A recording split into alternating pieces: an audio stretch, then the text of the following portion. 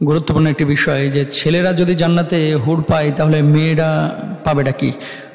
হুজুররা যখন ওয়াজ করে শুধু হুরের কথা বলে, তাহলে মেয়েদের জন্য কি আছে জান্নাতে? মেয়েদের কি চাওয়া পাওয়া নেই? প্রশ্নটার জবাব একটু দেওয়ার প্রয়োজন মনে করছি।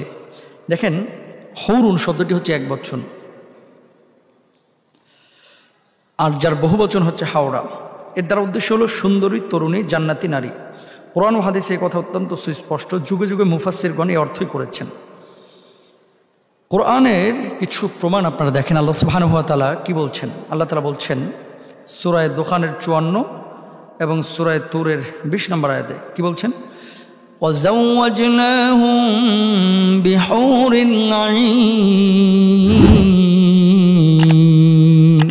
আল্লাহ সুবহানাহু ওয়া তাআলা বলছেন, আমি তাদেরকে হুরদের সাথে বিবাহ বন্ধনে আবদ্ধ করে দিব। ইমাম কুরতুবী রাহিমাহুল্লাহ তিনি বলেন, আমি ওই সকল মুত্তাকি পরহেজগার পুরুষদের সাথে হুর তথা জান্নাতি নারীদের বিবাহ বন্ধনে আবদ্ধ করব। তাফসিরে তবারির মধ্যে এটি উল্লেখ করা হয়েছে। ইমাম ইবনে কাসির রাহিমাহুল্লাহ বলেন, আমি জান্নাতি হুরদেরকে তাদের সৎ সঙ্গিনী এবং সুন্দরী স্ত্রী হিসেবে নির্ধারণ করে দিব। ইবনে কাসিরের মধ্যে এটা লেখা হয়েছে। আর এই হুরদের বৈশিষ্ট্যটা কি হবে? পুরুষদেরকে যে হুর দেওয়া হবে, আমি আবারও বলি, অনেকে হয়তো বা চিন্তা করবেন তাহলে নারীরা পাবে কি? নারীরা কি পাবে এটাও পরে জবাব দিচ্ছি। আগে হুরকে এটা আপনাকে বুঝতে হবে, কাদের জন্য কিভাবে। হুরদের বৈশিষ্ট্য কি হবে? আল্লাহ সুবহানাহু ওয়া তাআলা এই হুরদের বৈশিষ্ট্যের কথা পবিত্র কুরআনুল কারীমের মধ্যে বলেছেন। কি?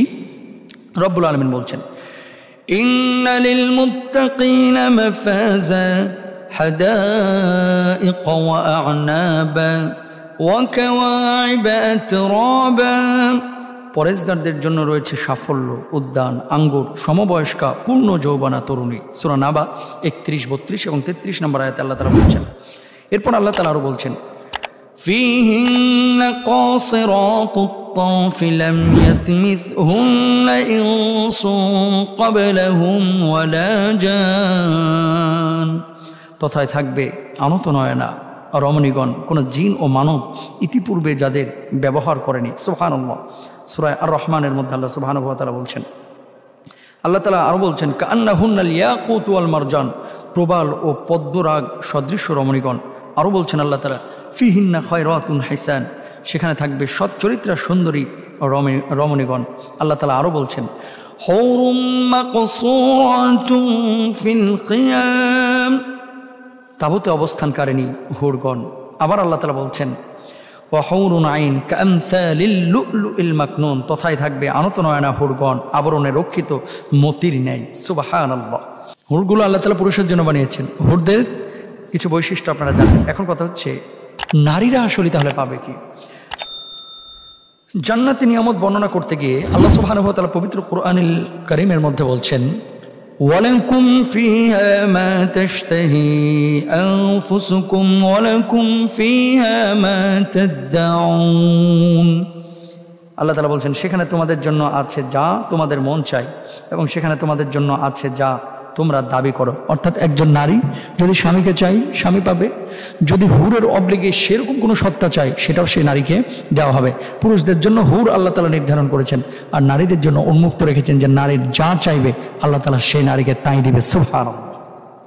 এরপর আল্লাহ তাআলা আরো বলছেন, وفيها ما تشتهيه الأنفس وتلذ الأعين وأنتم فيها خالدون।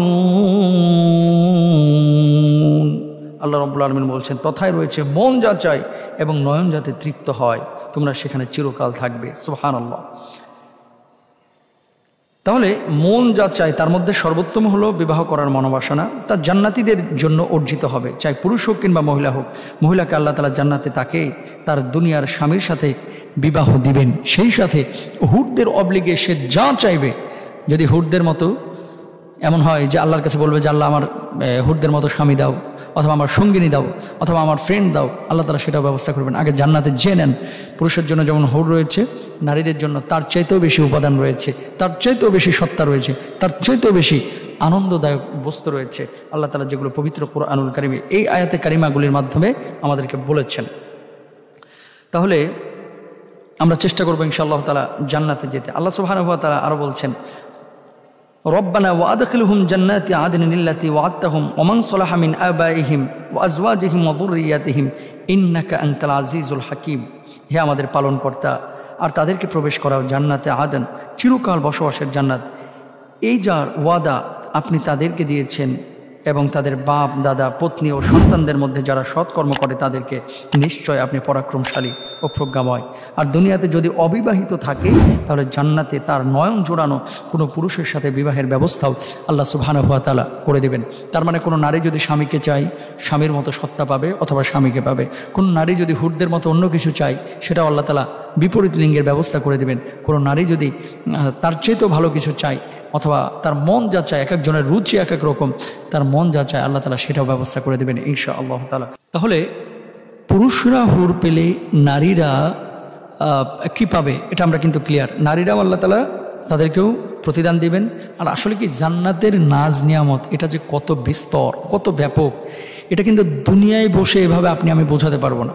জান্নাতের নাজ নিয়ামতগুলো কত বিস্তর, কত ব্যাপক, এটা কিন্তু আপনি আমি দুনিয়ায় বসে এভাবে বোঝাতে পারবো না।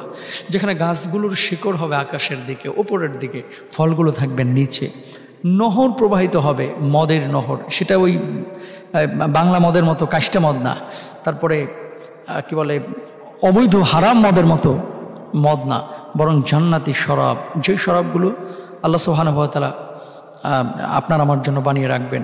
আল্লাহ তাআলা দুধের নহর দিবেন, মধুর নহর দিবেন, আল্লাহ সুবহানাহু ওয়া তাআলা শরাবের ব্যবস্থা করবেন, পান পাত্র নিয়ে সেখানে নারীরা অবস্থান করবে এবং নারীদের সংবর্ধনার জন্য আল্লাহ তাআলা বিশেষ সত্তার ব্যবস্থা রাখবেন।